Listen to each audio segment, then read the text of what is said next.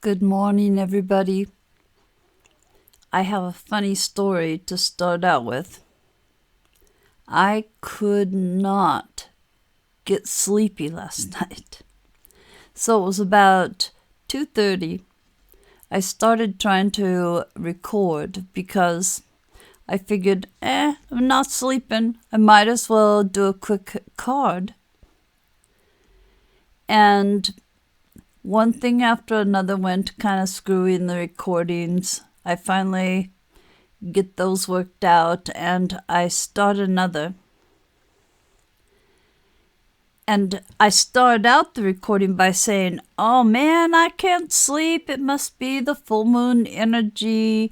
So here I go. This is how I'm filling in the time until I get sleepy.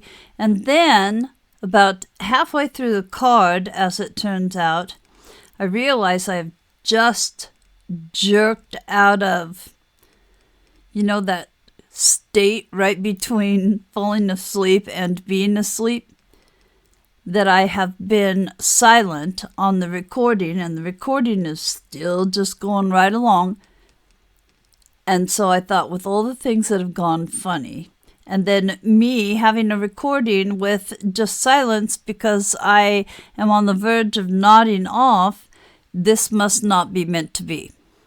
I finally was tired, obviously, and I got to bed about 3:30. Now, it's 6 o'clock now, so you can tell I haven't been sleeping that long. And that's because my dogs woke me up, not only to eat, they had to go potty, but, I hadn't been asleep that long. And I had concluded that I didn't need to share the card, that too many things had gone wrong. But since I did finally get all the way through the guidebook definition for the card and saw what the end result was, I decided I'm going to share the card anyway because it's important. It's about how we sometimes think the universe is punishing us by taking away something that we thought we really, really wanted. And it's always clearing something out so that something better can come in its place, but it's so hard to get through. It's so hard to let go of those desires that we were so sure were something for us. So I am going to go ahead with this card now on just, how many hours of sleep is that?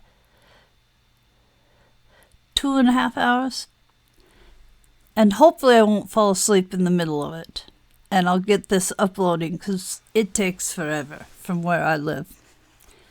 Anyway, I did ask Spirit to point me to the deck and the card that I was meant to have. And I said that I was meant to have, but I did ask for it to be something that I needed to know and that others who might click on this video needed to know. So please realize that nothing is coincidence in this world, and even when it's coming down to which card reading we click on, it's because there's something behind it. It was meant to be for some reason. Nothing is just random. So hopefully there is something in this that will speak to you.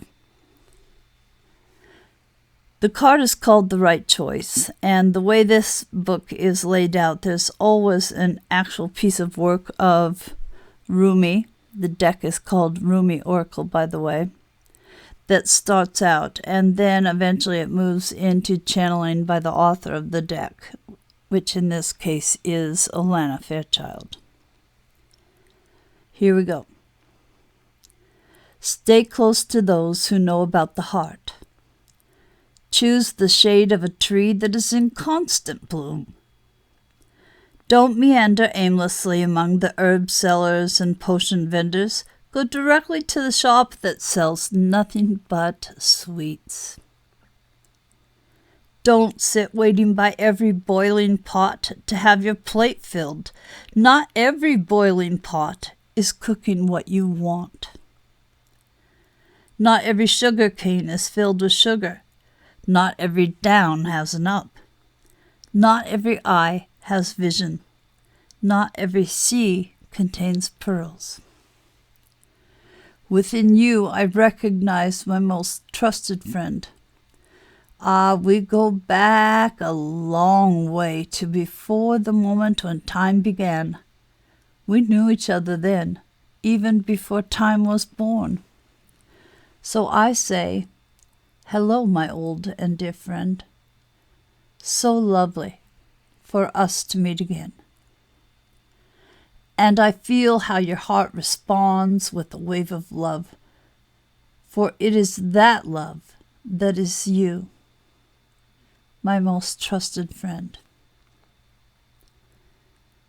On the path of love, there is not so much wrong and right in the moral sense, so much as what is wrong or right for you. The mind cannot help so much here. Only the heart can speak such truth. The mind may reject it, recoil, analyze, and find all the reasons why the simple truth, the right choice of the heart, cannot possibly work and will only lead to pain. That is what the mind does rather well, actually. But it doesn't mean the right choice, the heart choice, becomes incorrect.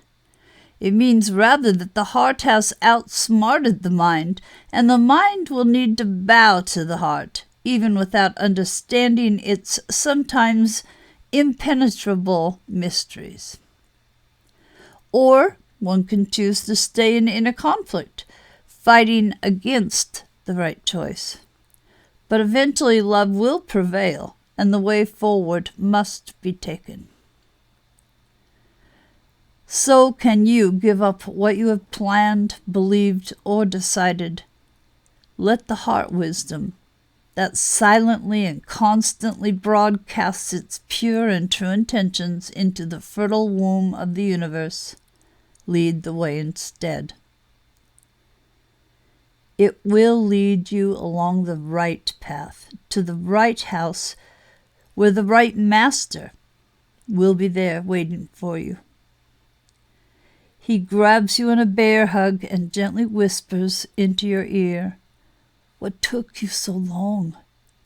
I've been waiting for you since the day you were born. Now we are together. It is time for us to play." It is said that one man's meat is another man's poison. To base your choices on what others have chosen for themselves may end up killing you.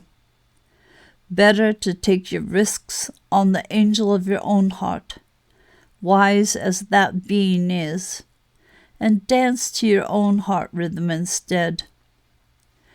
There may be fear if others seem to be dancing different steps.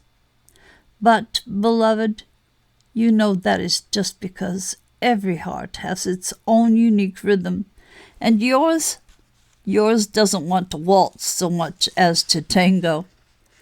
So why not allow it to be this without fear or doubt?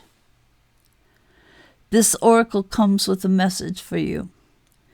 In your heart, you know what holds meaning for you. You may or may not have a grand vision to go along with that meaning as yet, but deep within, you know what is without value and what holds value for you. You were born with those values intact in your heart, and whatever confusion has arisen for you along the way is just where the value of others has transfused into your own blood. It is time for a transfusion of holy light into that blood to be cleansed and purified, restored to its integrity, and filled with passion for what is rightfully yours, your unique passion and purpose. If you have been concerned about your path and what steps to take next, this oracle comes as an omen of good things headed your way: clarity, reassurance, truth, and revelation. Don't hold on to a belief system or vision if it appears to be tossed on its head. Let things go the way they will, and good fortune will prevail for you. That vision might actually have been upside down all this time, and suddenly it's able to right itself and be born for you if allowed to topple first. Or perhaps there's a more fulfilling version of your vision lurking in its remnants to be scooped up by your soul with its hawk vision and eagle defenses.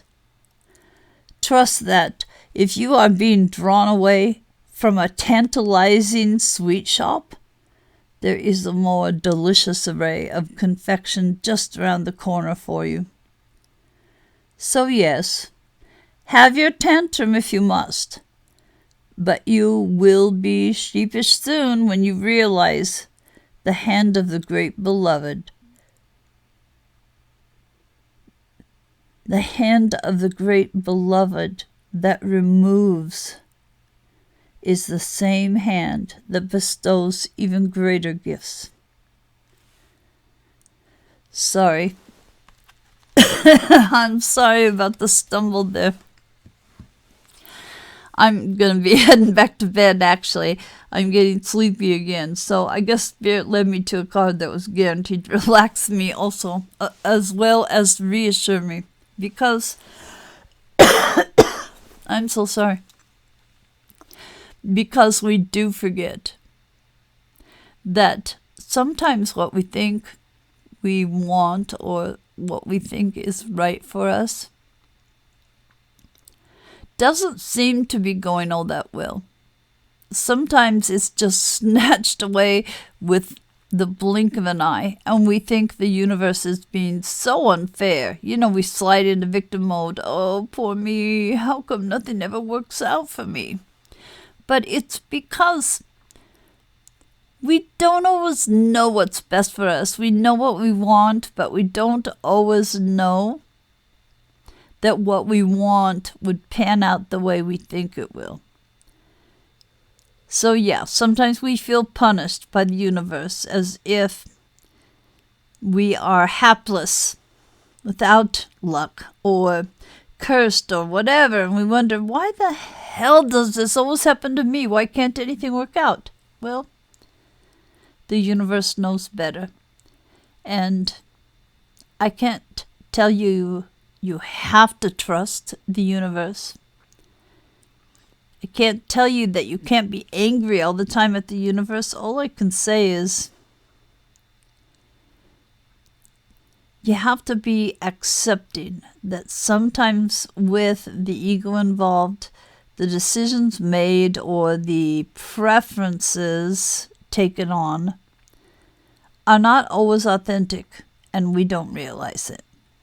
So the universe is just minding our asses, I guess you could say, taking care of us and allowing us to be safe despite what we would have chosen to bring on toward ourselves,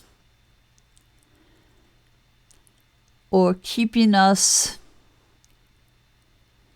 in the loop, I guess you could say, for kind of what we've asked to, but in a better modified version. I mean, that does happen too. Sometimes they put the kibosh on things because they just aren't ready. Meaning the situation is just not ripe. Sometimes there's still work to be done to get it to the place where it can take hold and be counted on.